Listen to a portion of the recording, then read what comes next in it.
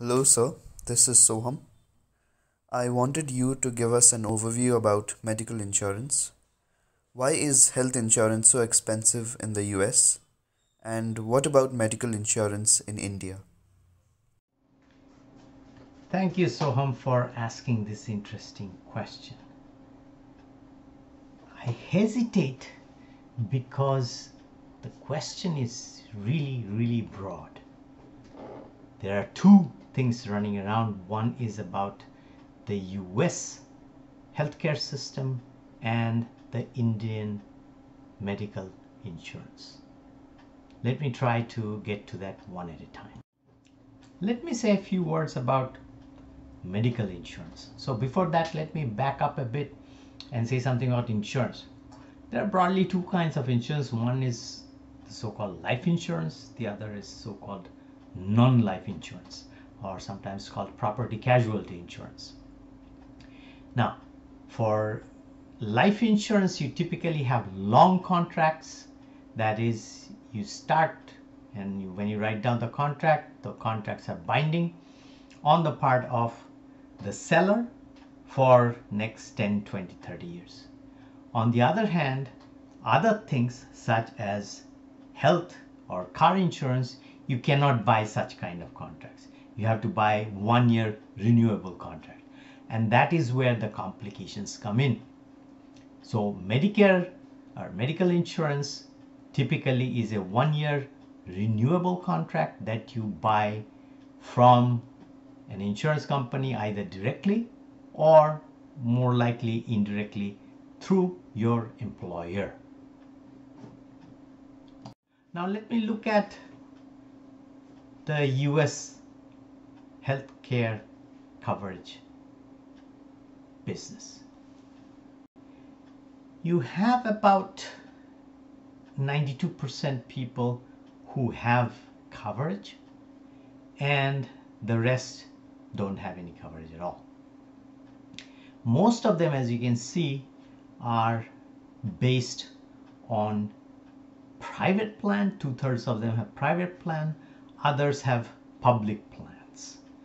And among the private plans, you have employment-based plans and you can have direct purchases too. But the vast majority are employer-based plan. So obviously, if you are retired, what happens then? Well, that's where typically the Medicare and Medicaid part comes in. The Medicare pays for a plan if you are not poor. Medicaid, on the other hand, is if you are poor, which also leaves another 8% who have nothing at all. So if you have nothing at all and you hit by a disease, that's it, you're bankrupt. There is no other rule. And that is the biggest problem in the US. And that's why the Obamacare and all these other things came in to alleviate that kind of problem. It has worked to some extent, but not greatly. In India, the scene is very different. So here we have some data on rural versus urban persons whose healthcare expenditure is covered. So as you can see, even in the fifth quintile, which is the richest set of people, in the urban areas, only 33% are covered. In rural area, for the richest people, you only have 22% coverage. If you go down the line, if you look at the rural bottom, you only have 10% coverage. So people do not have coverage of healthcare expenditure the way you would see in developed countries.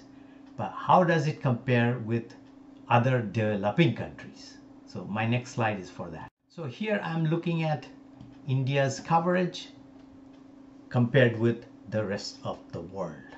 So the top blue line is for India over a period of time, over a period of 2 decades. And the bottom is worldwide for the entire world. And in the middle, there are two lines. One is for lower middle income countries. The other is for middle income countries. So these are numbers for out-of-pocket expenses for different countries. And you see most of these lines are pretty much flat. So for example, in the entire world, approximately 18% of all the people pay 18% of their total expenditure out of pocket. Whereas in India, that is 60 odd percent. Doesn't matter which year you're looking at.